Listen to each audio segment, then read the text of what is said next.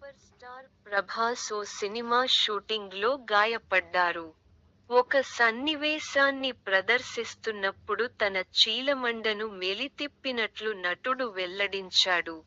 అభిమానులను ఉద్దేశించి మాట్లాడుతూ, గాయం కారణంగా జనవరి 3న జపాన్లో విడుదల కానున్న తన రాబోయే చిత్రం కల్కి 2898 యాడ్ ప్రమోషన్లో తాను పాల్గొననని స్పష్టం చేశారు.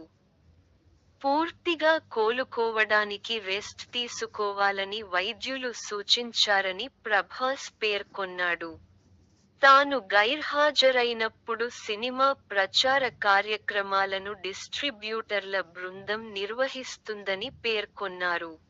తమ ప్రియతమ నటుడు త్వరగా కోలుకోవాలని అభిమానులు ఆకాంక్షిస్తూ ఆందోళన వ్యక్తం చేస్తున్నారు.